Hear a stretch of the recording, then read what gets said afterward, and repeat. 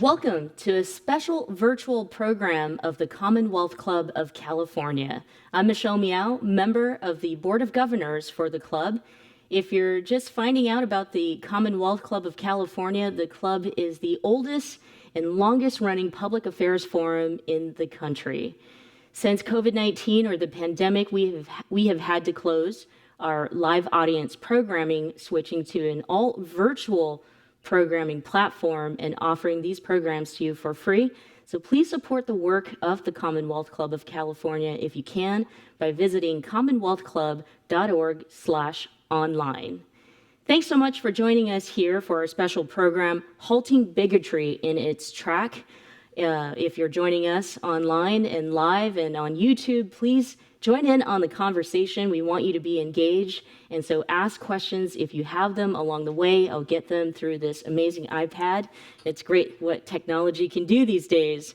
And so I'm pleased to introduce to you our incredible panelists. We have Judge Lillian Singh, who is the first Asian American woman judge in Northern California. Prior to being a judge, Judge Singh was a San Francisco Human Rights Commissioner, the first Asian American Vice Chair of San Francisco Civil Service Commission, and the first Asian American President of the Trustees of the San Francisco Community College. She's also been a founding member of various organizations, and we'll talk about them a little later, but she presently serves as a co-chair of the Comfort Women Justice Coalition. We also have Dr. Karen Korematsu, who's the founder and executive director of the Fred T. Korematsu Institute and the daughter of the late civil rights icon, Fred Korematsu. Since her father's passing in 2005, Karen has carried on his legacy as a public speaker, educator, and civil rights advocate. We also have Samina Usman, who is the Government Relations Coordinator for the San Francisco Bay Area Office of the Council on American Islamic Relations. She advocates for legislation impacting civil rights, privacy protections, and an equitable society. Please welcome our panelists. Thank you so much for joining us here for the show. We'll start off slow because we have a lot to talk about, today, and we are going to halt bigotry in its tracks by the end of this hour. Share your first memory of standing up for something or for yourself. We'll begin with Dr. Karen Korematsu. Well, thank you, Michelle, and thank you for putting together this significant program, especially during this time, and also for Asian Pacific American Heritage Month in May. These are important issues that we need to address, and constant battles of continuance of hate speech and violence. Actually, I was thinking about this because you said you're going to ask us this question. My first advocacy goes back to the time I was in college, and this was during the Vietnam War. So I never thought of myself then as an advocate, as a civil rights advocate, but certainly it was a war that I disagreed with having the U.S. Participate in, as many of my college colleagues. So that's my first recollection. Samina. So for me, actually, my parents had been relatively politically active. I mean, they came to this country in the 60s when there was very few Muslims, especially in Southern California. And so my parents, they were always just involved in the community. And so one of the activities that I remember, my earliest memory was actually protesting during the Bosnian War. We wanted to make sure that there were some resources that were provided for them. And also we were helping with Bosnian refugees that were coming into the country. So that was when I was probably like a preteen or early teenager. So my sense of justice was actually awakened during the 70s. I know, Michelle, when we talked about it, I was going to say I was born with the feeling of fighting justice, but my real sense of civil rights movement actually happened during the 1970s when Professor Ling Chi Wang and I and 3 other people formed the Chinese Affirmative Action, which was really important because prior to that, people defined discrimination, civil rights in terms of black and white. We know that's not. So we formed the Chinese for Affirmative Action to tell the story of what our community is going through and has gone through these years of living in America, fighting discrimination and trying to get justice. Well, it's an incredible honor to share space with you today to talk about this very important topic. Let's get into it. There's a long list of United States policies and incidents that would suggest the anti-Asian racism we're experiencing during this pandemic is history repeating itself. What are some examples that would explain how racism and xenophobia is deeply rooted in our history and policy making? We'll begin with Judge Singh. Okay. Unfortunately, this country is full of history that we cannot be so proud of. This land is a land of opportunity. The American dream is what we all want to have, but the American dream sometimes turns into American nightmares when this ugly head of racism and discrimination is raised. Of course, we know about what happened during the Chinese Exclusion Act, when there was a first ban on a specific group of people on the basis of race and ethnicity. And then, the families were separated, and it was just a terrible, terrible era.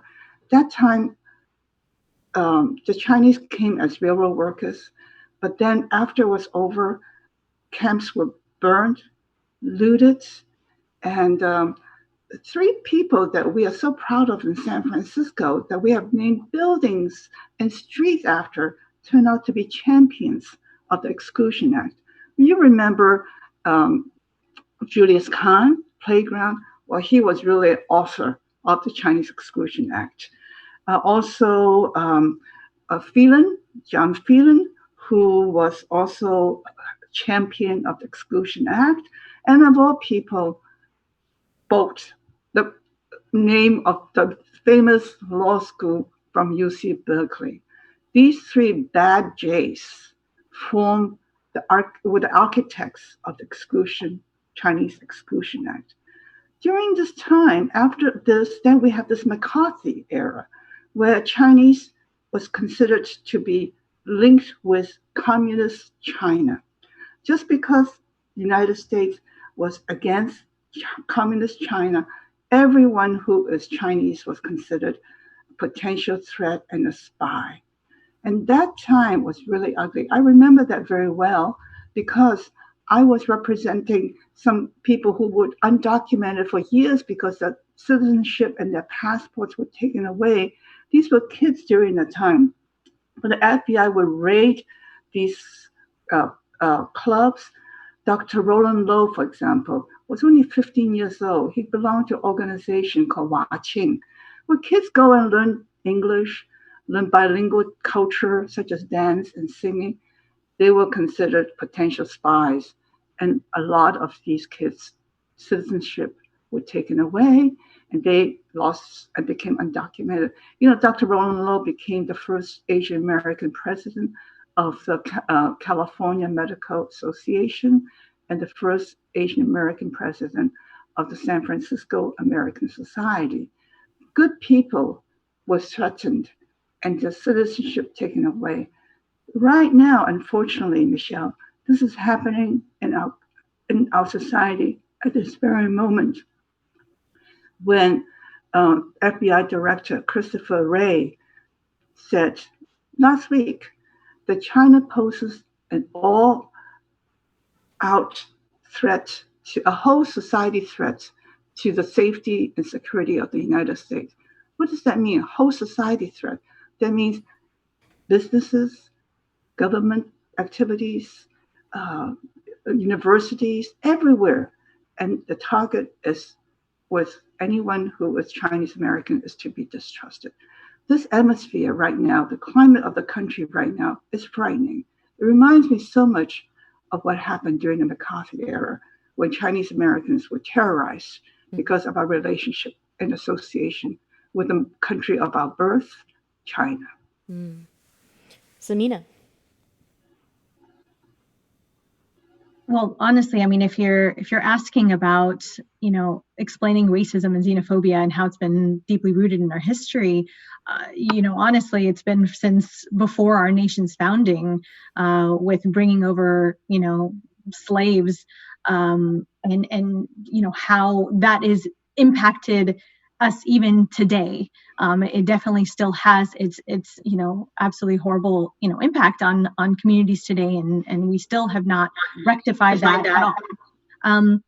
So but going a little bit further, I mean, I know that in terms of like with the Muslim community, we have seen a lot of our nation's policies, whether it be COINTELPRO attacking, communities. I mean, again, it's not just the Muslim community, obviously, but that program had some devastating consequences. Same thing, we have like the National Security Entry and Exit Registry System, which is a Bush era program that disproportionately targeted Arabs and Muslims and requiring people to register. This happened, after 9/11. The Patriot Act. I mean, the list goes on and on. Even today, we have some terrible policies and programs such as the Countering Violent Extremism Program and the Preventing Violent Extremism Program that's in the state of California. I mean, you would think that like California is a very liberal, or they would have more progressive policies, but it's not. And so, I mean, I'll go more into it a bit later. But again, with each administration, it doesn't matter if it's Republican or Democrat. You've had some dangerous and really problematic policies that have impacted communities of color especially, and that need to be rectified and that need to be overturned. Karen. Well, we can even go further back to the beginning of this country, the start of this country, with the prejudice and the racism that was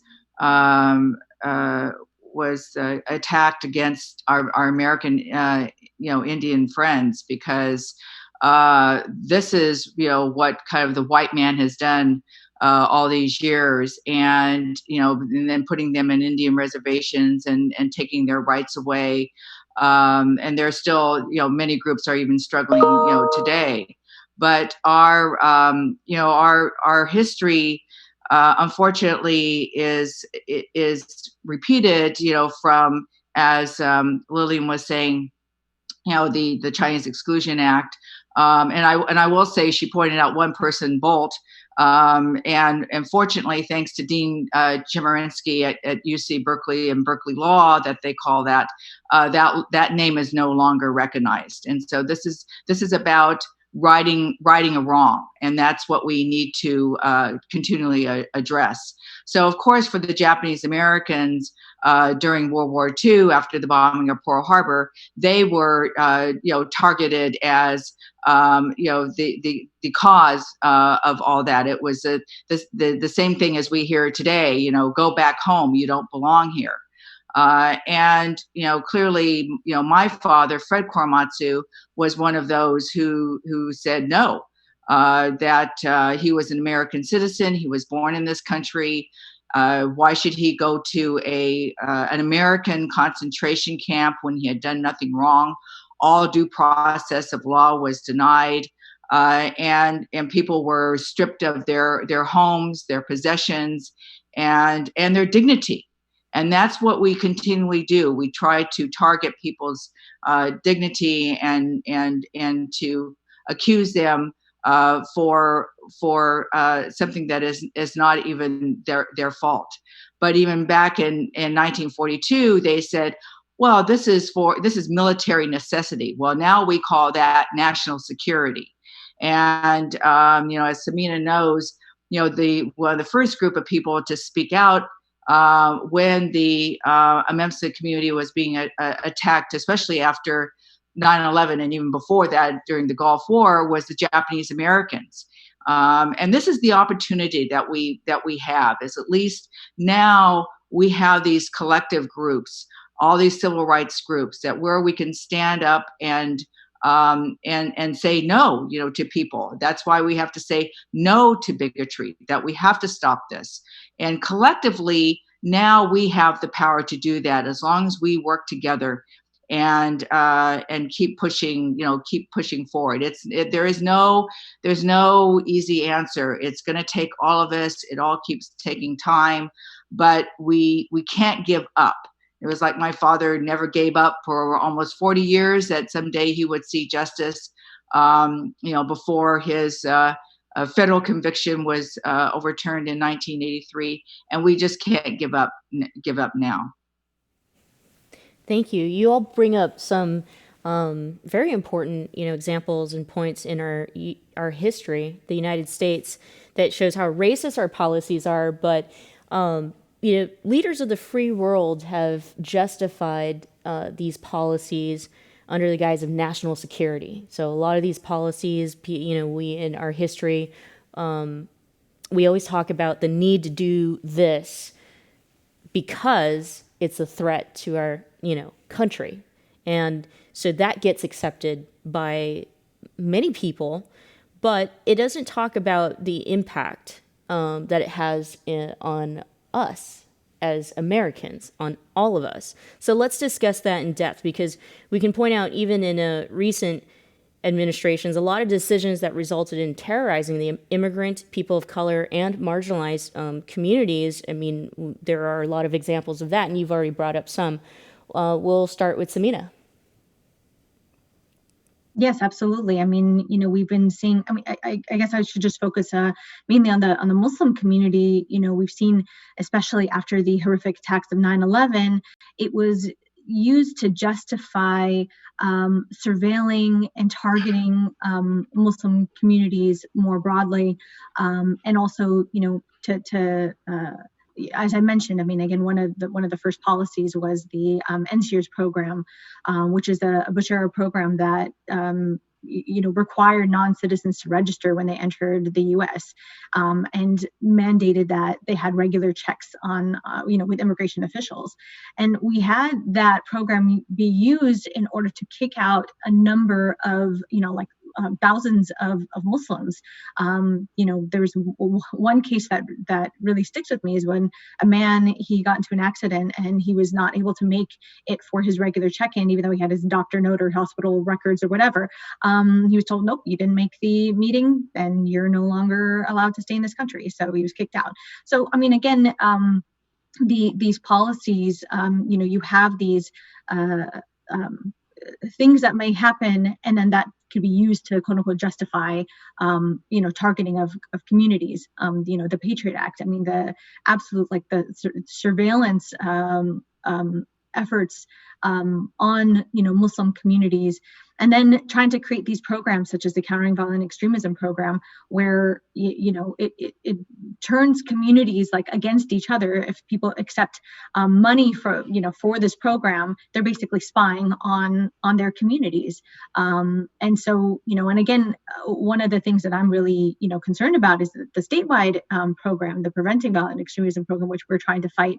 Right after this call, I'm going to be testifying in the budget committee to ensure that we're not going to be funding this type of program, because it is going to be affecting those who are Muslim or refugees or African Americans or Latinx, claiming that they're more prone to radicalization and violence. And this is incredibly problematic. So that's another problem. But most recently, in terms of you had the Trump administration, the very first executive order that was passed was the Muslim ban, banning, and now that has been expanded to 11 countries. And, we've seen families be torn apart because of this racist, xenophobic program, or this executive order that is tearing families apart. My kid's teacher, he had gotten married and he has not been able to be united with his wife, who's based out of Yemen. There was another case where we had a mother whose child was in the States for medical treatment, and she was not allowed to enter the country. She had a 2-year-old boy who was, on life support, and she was not able to enter the country until we had thousands of letters and elected officials, speaking out against this. And finally, she was able to come and be reunited with her son 10 days before he died. I mean, these are terrible policies that are instituted under the guise of, oh, this is national security, we need to protect our country, and what it's really doing is causing a lot of fear, a lot of mistrust, and it's tearing families apart. Yeah, this what you said, Samina, is absolutely happening all over the United States to every ethnic community. But China is now seen as the number one threat to the United States.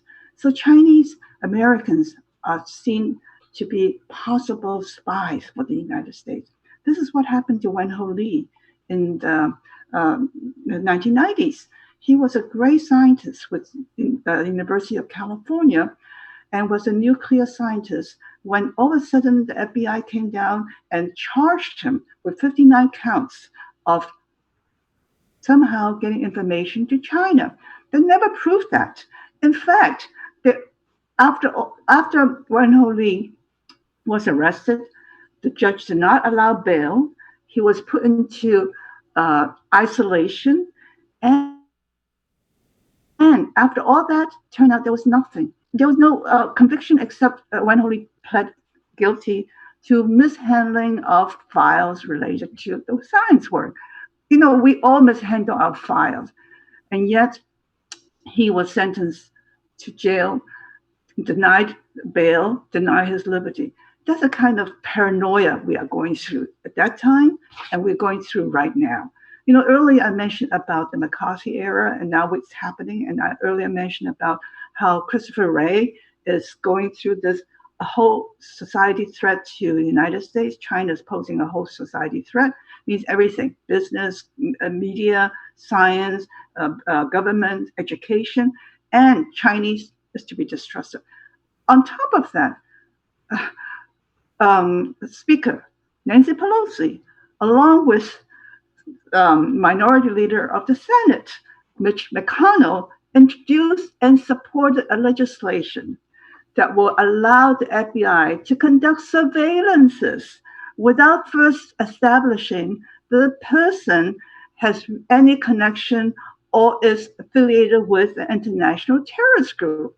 What does that mean? It's a threat to all of our liberties. This is not only a bad legislation for Chinese Americans, it's a bad legislation for every American in the United States.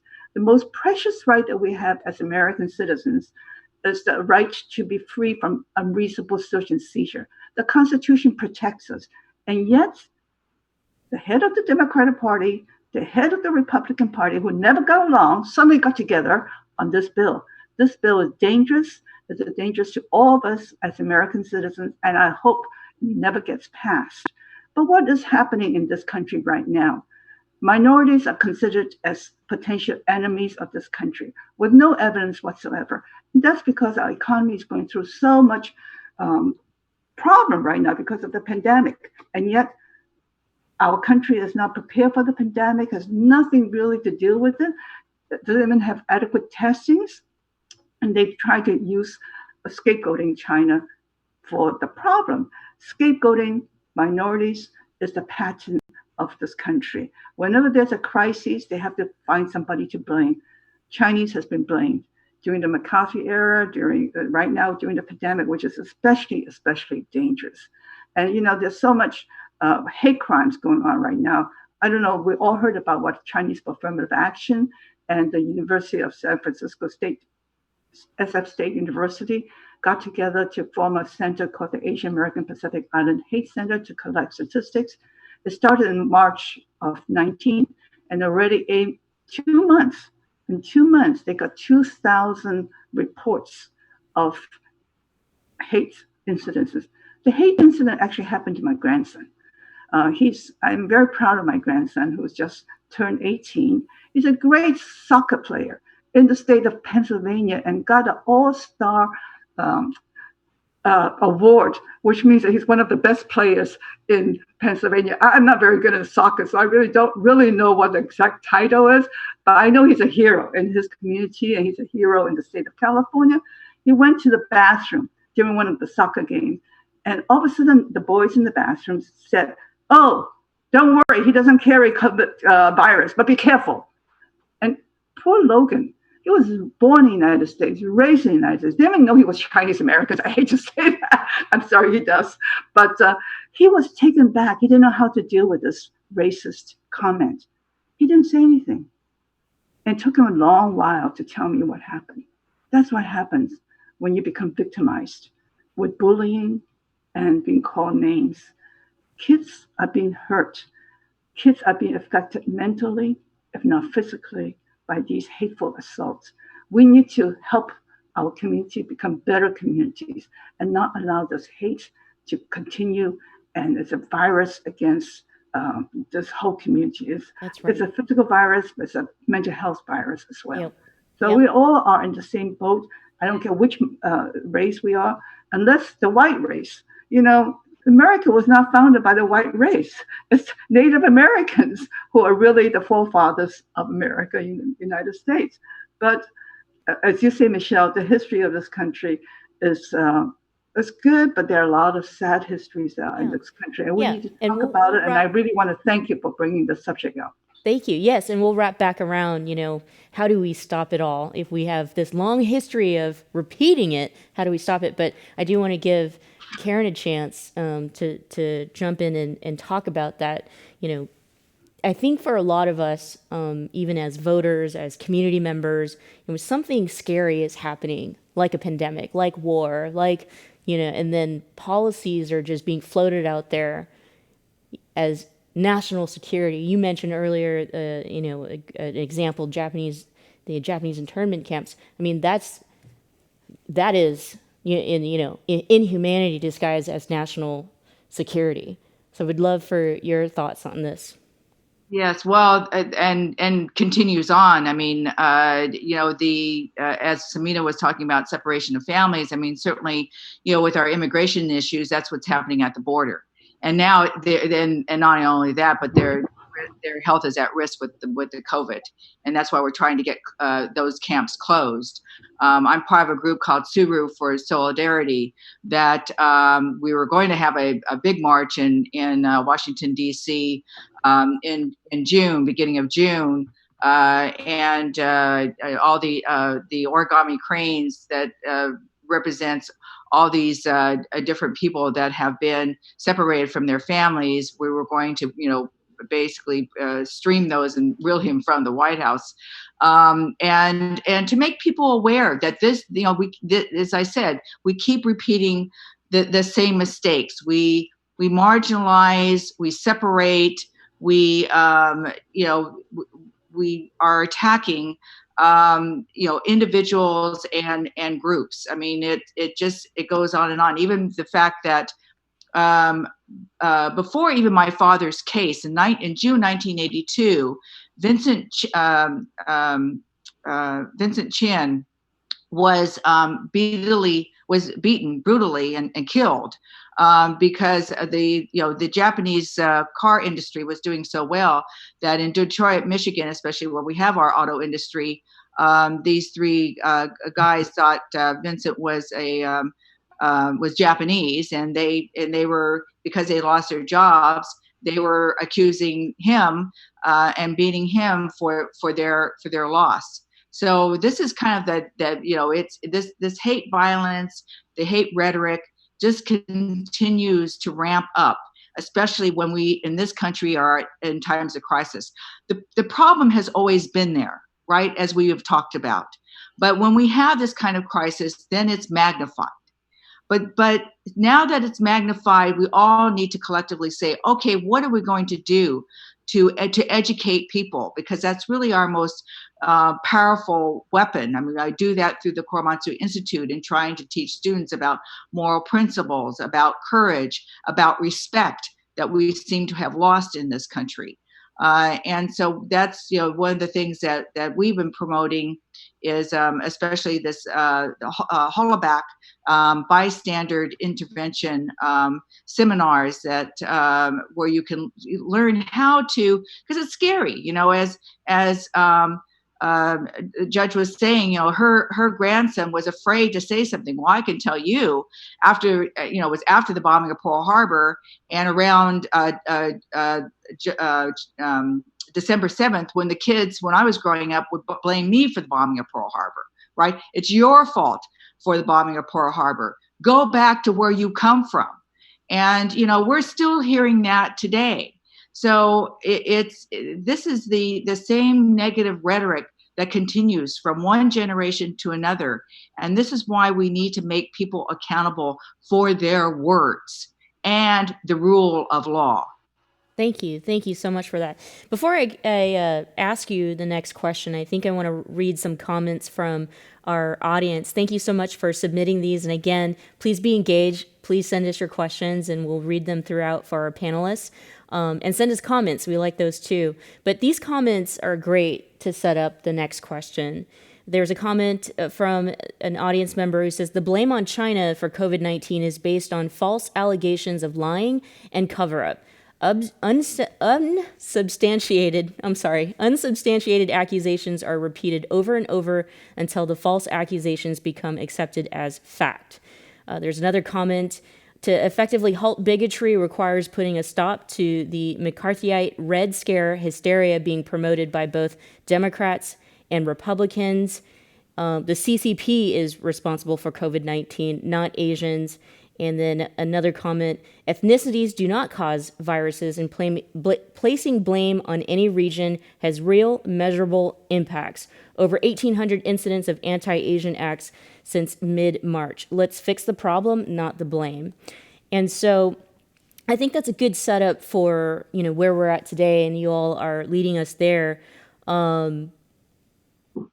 Let's talk about what's happening right now during this pandemic. The president and his administration continue to talk about the virus, COVID-19, as if it's a foreign attack, that it originated from China, that the administration, his administration also casually talks about investigating labs in Wuhan with the idea that China created the pandemic, that it's coupled with, political tensions. This is all happening right now at the same time that there are political tensions between the United States and China.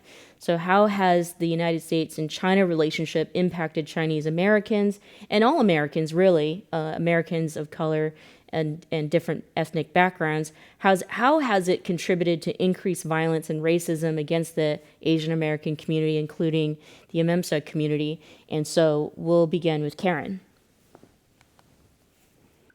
Well, I think we've been talking about that, and clearly, back in 1983, when my father's federal conviction was overturned, one of the after going through a report about the War Relocation Authority and how they were treating the Japanese Americans that were in incarceration camps. One of the results of that was lack of political leadership. And clearly that's what we're seeing now, is a lack of political leadership. That just kind of feeds the circumstances and where facts are not even correct. This is the problem, is when you have leadership that comes out of the White House and the facts aren't correct.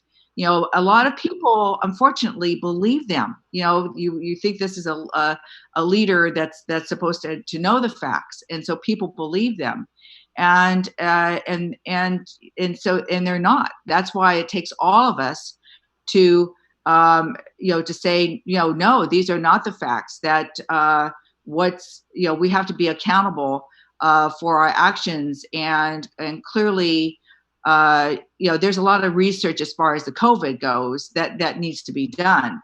Even Governor Cuomo said, well, he was impacted, but those were from people that came over from Europe.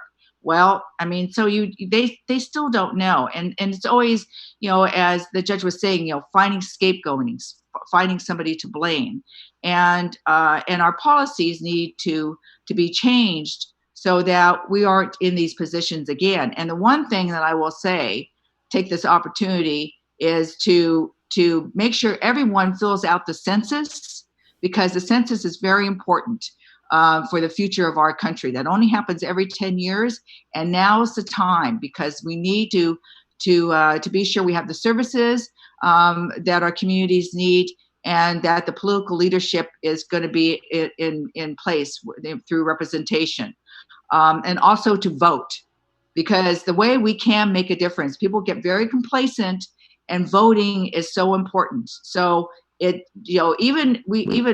so amazed that even high school kids are out there, especially, before the COVID, and everybody was shut down, trying to get out there in the community and to educate people about the importance of voting, and trying to even pre-vote.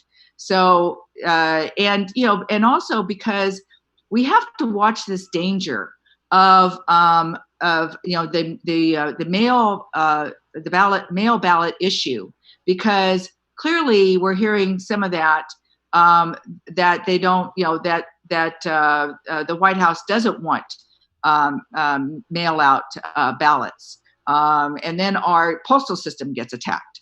So these are, there are a lot of layers and problems. I mean, we've got more problems we could string from the West Coast to the East Coast, and back again. But we all need, the way to make a difference is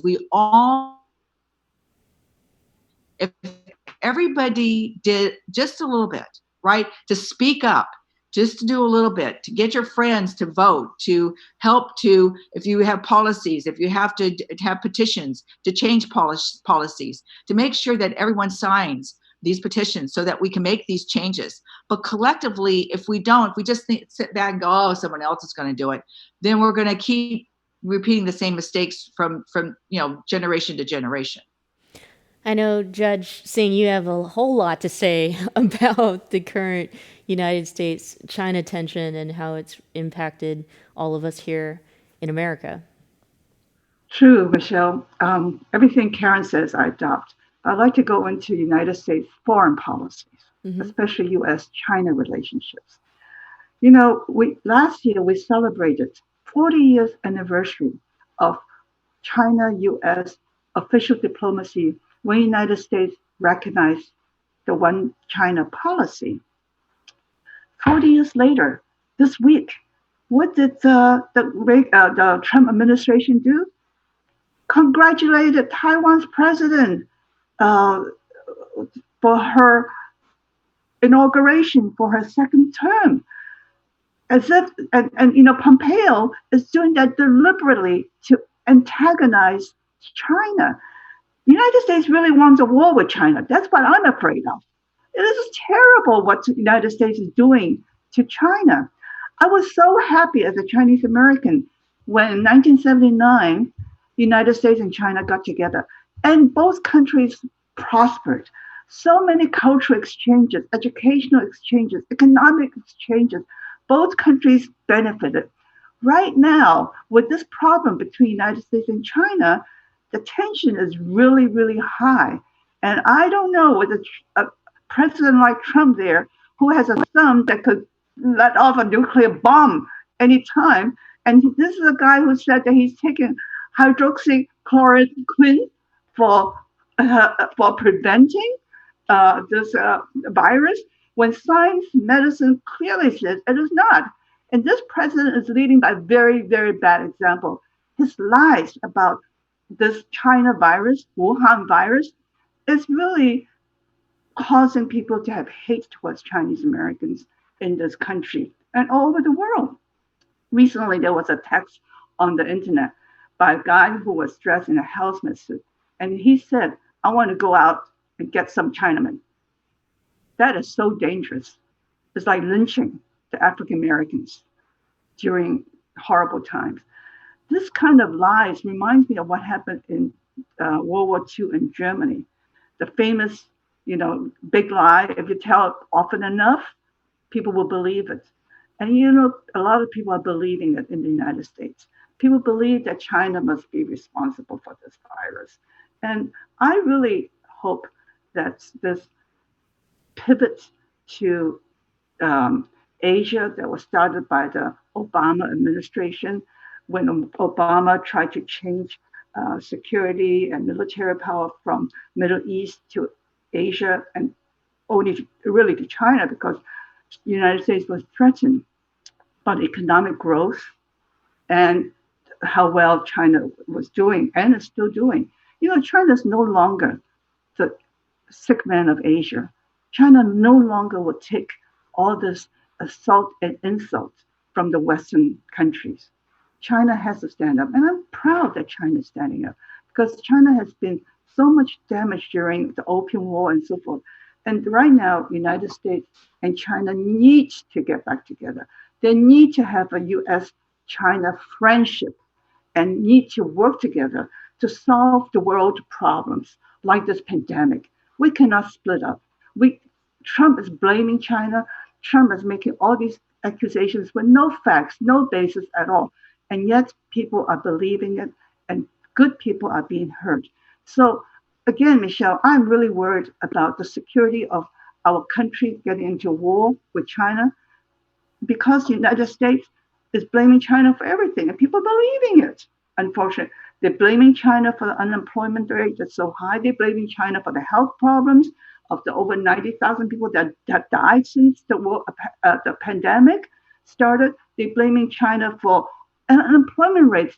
That's what happened in Michigan when Vincent Chin was murdered because of the high unemployment rate in the auto industries.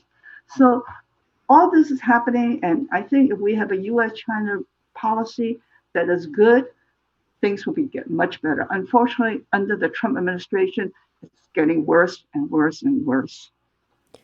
Samina, would you like to add anything to that, especially around, foreign relation and policies, and also how it's also impacted the Arab and Muslim communities as the anti-Asian racism has increased during this time? We'd love to hear your thoughts on how it's also impacted the MEMSA community. Mm-hmm. I mean, well, honestly, our country has been at the brink of war with so many nations in this past few years, whether it be China, whether it be Russia, whether it be, whether it be Iran. That was another big concern for communities over here because, we can't, the rhetoric of our president is so damaging and it has consequences and it could potentially lead us into another war. And that's absolutely something that we do not want to have. It's easier to scapegoat the other rather than take a good look at ourselves and look at what we've been doing, whether it be the economy, whether it be, the way that we, our response to this whole COVID crisis, whether it be, the preparing, because honestly, we were truly unprepared for this whole crisis, this whole pandemic. And it begins with, the letting go of key people in the administration who were in charge of a response for if anything like this were to happen. So, it really begins with our leadership. It begins with, our priorities, because I feel as though we have not been prioritizing, looking at how our policies and our actions are impacting ourselves. I'm sure that this whole pandemic is going to be, used in order. I feel like without the pandemic, our economy was going to be messed up, regardless, because of the different tax breaks or whatnot. And we can go, into that, but that would probably take over this whole show. But the thing is that we were going to be facing some issues regardless. And so with this pandemic, it's easier to blame that and to blame the other for the cause of the pandemic, and which is leading to these hate incidences and hate crimes that are happening against, Asian communities. And then we're also seeing that, I think that because people have been in shelter in place, have a lot of, unfortunately, time on their hands, and have been, using that time to, attack others, whether it be through hate incidences. I mean, I know that, we've seen with the Muslim community, we've seen numerous mosques being vandalized in Charleston and Salt Lake City, in Minneapolis, and also we've seen a Missouri mosque that was set on fire. And again, a couple of them had happened right around the time of the beginning of the holy month of Ramadan. So as Muslims were set to take part in their fast, they're now rebuilding these mosques, and it's really it's terrible to go and attack the other. We've also seen incidences where Muslim leaders have had, when they're taking part in Zoom calls, because now, of course, obviously all the mosques are shut down, and so they've changed their programming to be remotely, and we've seen numerous Muslim leaders have their Zoom calls be bombed with terrible images, whether it be child pornography or images of 9/11, the Twin Towers, or attacks on like our Prophet. And so you're seeing these type of hateful attacks happening not only with the Muslim community. I've seen I've heard of other people of color who've had racist terrible images being shown, whether it be the swastika or like a cross burning or whatnot. So we are seeing an increase in attacks against a number of communities of color, but especially definitely the Asian American communities. I think all three of you might agree with me with this assessment. I mean, to me, these types of policies, the power, the history of racism and xenophobia of the United States have kept many of our vulnerable communities marginalized, and also just that, vulnerable. And so when something as big as a pandemic happens, it's no surprise that our most vulnerable communities are the ones that are greatly impacted, which means low income, working class, our elder communities, people with health issues. Looking at COVID in America, we know that it's a significant or a disproportionate percentage of African Americans who have died of COVID-19. And just read an article in San Francisco, over 50% of those who have passed due to COVID-19 are Asian Americans.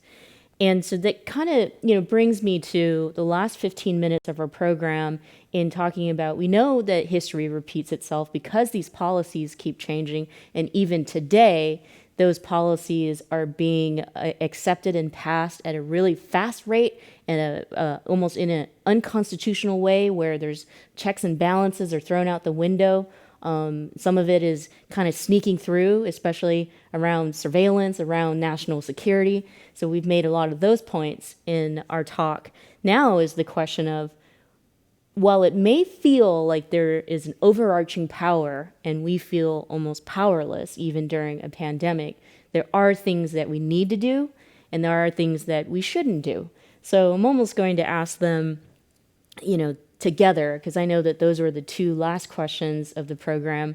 But I love that even in our preliminary talk, you brought up, one of the things not to do is to step into what I call a bomb, a trap of, showing what patriotism to this country means. So we'll start there, what not to do, and then end with some things that we can do, and we will halt bigotry in its tracks. Lillian, Judge Singh. Yeah, we should not do what Andrew Yang tells people to do. He says, I quote him, let's show everyone how American we can be. We can never do that. We need to identify ourselves. We cannot allow the white America to define us, and the white America will never accept us. We can never be more American than what we are now. So what does that mean? I mean, we don't have to. We during the McCarthy era, that's what parents did. They didn't teach them Chinese. They didn't want the children to know about Chinese culture because they want to remove Chineseness from them as if they can. Our race is on our faces. We can never be what white Americans are, and we should not be because we're very proud of our culture. And therefore, we need to tell people like my grandson, who is really 6'3", by the way. He was not afraid to talk about it or to handle these people, but he just didn't know what to do. He was so shocked. But Gary Locke, who was born in the United States, his father served in the war and was in Normandy. He was depicted by Trump administration as if he were a Chinese official. At that time, he was serving as a U.S. ambassador to China. Trump was trying to attack Biden as to who is less patriotic to the United States and leaning towards China. So they picked somebody like Gary Locke, depicting him as if he were a Chinese official. That was so insulting.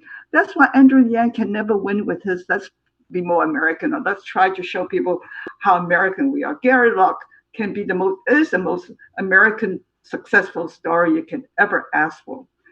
2 times governor of the state of Washington, U.S. ambassador to China, and yet he is seen as a foreigner. So we need to define our own history. We need to learn from our history, and we should never allow people to define us. That's what I think we should not do. What we should do is what Karen is saying and what we've all been talking about. Let's know about our history. Let's make sure we educate the public about who we are, what is the history of the United States in terms of racism and sexism, and let's hope to work together to prevent these kind of things from happening again. Unfortunately, in this country, history seems to repeat itself over and over again, but we cannot give up.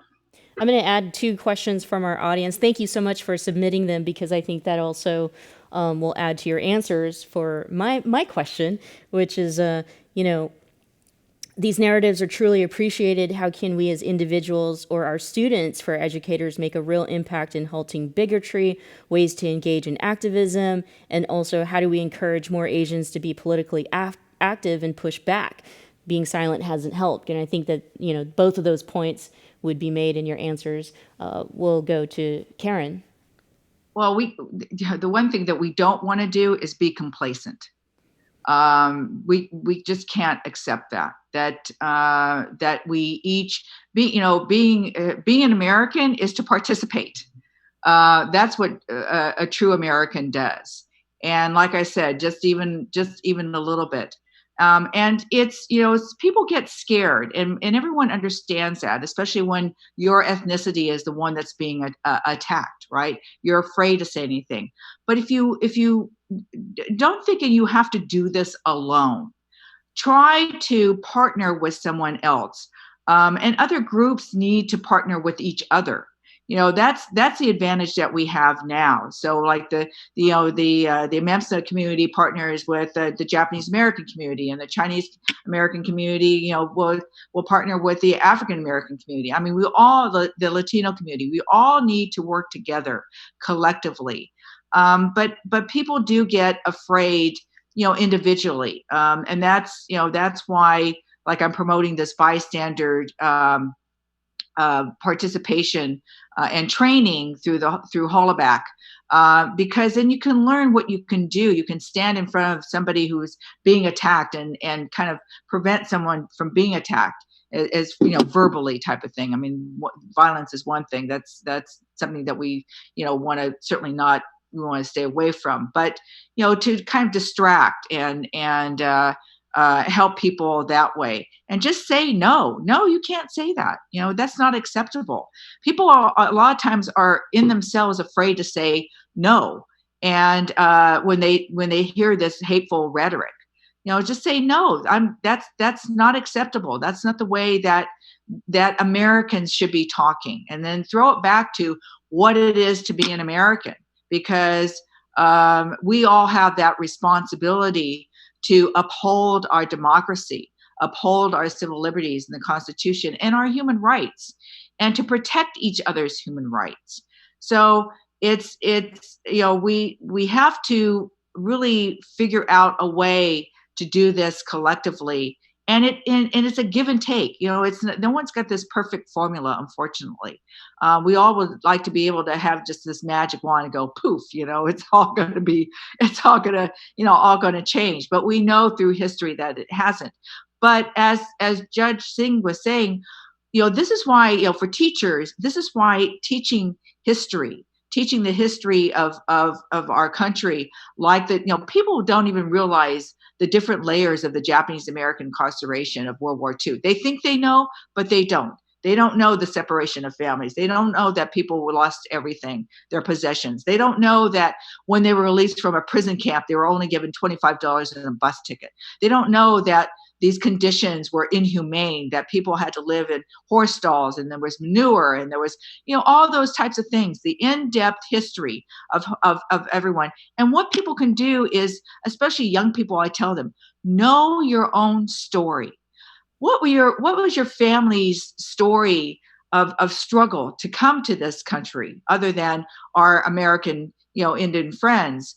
Everyone came from someplace else. No one just sprouted up from the ground. And everyone has a story that we need to share, because, prejudice is ignorance. And the only way we can fight that, and it sounds very simple, is education. And we need to share each other's stories, like having Samina having the backdrop of her mosque. I mean, it's like, oh, wow, I want to learn more. It's inviting.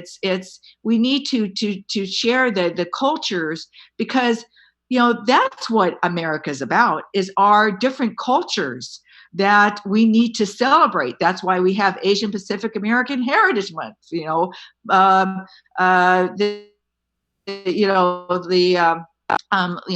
for different months for Latinos and for African Americans. And, this is an opportunity to really celebrate who we are collectively as Americans. Absolutely. I completely agree with Karen. Education is absolutely key. And that's why we're pushing for ethnic studies programs to be in, high schools, to be taught in high schools, or even earlier than that. Because, I think that there's so much. I mean, even though we're in the Bay Area, we think, okay, it's, inclusive, progressive, diverse, but we still have hate incidences right here in the Bay Area. And we have it. I mean, can you imagine, how it's like in other parts of the state of California? So that's why it's incredibly important to have a robust ethnic studies program. And we're really pushing to include an Arab American curriculum that would be incorporated with teaching the Asian American studies as well, where there's been a fight against that, and so we're trying to push that and make sure that Arab American studies is incorporated within this program. And it's important to know that. And as Karen said, that's why it's important to just a step back. We are seeing hate incidences in high schools, or in schools in general. CARE does a study, or does a survey every other year, where we survey thousands of students to ask them, or hundreds of thousands, whatever. Last year was 1,500 students. Ask them what their experiences are in schools, and we found that the number of hate incidences against Muslim students were twice the national average. And what's really concerning is that you have also teachers who are bullying students as well. And so if you have it coming from teachers, that really sends a signal that it's almost okay for other students to engage in this type of bullying. And so it's important to have that education. It's important also to have people feel comfortable to come out and report these type of incidences. When I was doing a session, or I was doing a speech with high schoolers, and I was asking what their experiences are in school, they're like, oh yeah, no, I've never been bullied. And then when I asked them some more questions, I'm like, okay, have somebody mentioned, oh yeah, I was called a terrorist. And I'm like, and then pretty much everybody in that group said that they were called a terrorist. So it's almost as though they have internalized this and said, okay, well, this is okay. It's not a big deal. But in reality, once we had this discussion, they realized, yes, I have been bullied. And so, even though we put together an annual report, that is definitely not reflective of what's happening. And so we want to encourage people to, speak out, to report things, whether it be, to law enforcement or whether it be to community organizations such as CARE, in order for us to keep track of these hate incidences. Because if we don't have that information, we're not going to be able to make any legislative changes at all. And so, again, what Karen was saying is that, we need to celebrate each other's cultures and each other's identities. And in 2016, Assemblymember Quirk introduced Muslim Appreciation and Awareness Month, and we've been having that going. And this is August. We've been having this going, ever since. But even then, when he did introduce this resolution, he received death threats. I mean, come on, death threats for trying to recognize the contributions of American Muslims. And so, it's important for us to recognize each other's cultures, to recognize each other, what we brought to this country and how we've made, the fabric of this country. And as Karen said, that we need to work together. We have to build coalitions, and that's what we've been trying to do, is build coalitions with other groups and other communities. Because again, if somebody is going to have a racist or bigoted view, or somebody who attacks, one group, they most likely have those bigoted, racist, xenophobic views on other groups as well. And so, we have to stand together. We have to defend each other. And that's the only way that we're going to be able to elevate each other, is because, we're only stronger together. So. That's incredible, and a great point to end our program. Sadly, an hour is already up, isn't that? I always want more. I want to do like 2-3 hour programs, but we'll talk about that later. Samina, very quick before we end, though, there is a question out there for you. An audience member loves your backdrop and wants to know exactly where that is. This is actually a mosque in Shiraz that's in Iran. I would love to. The architecture in Iran is incredible, but I don't think I'm going to be able to go anytime soon.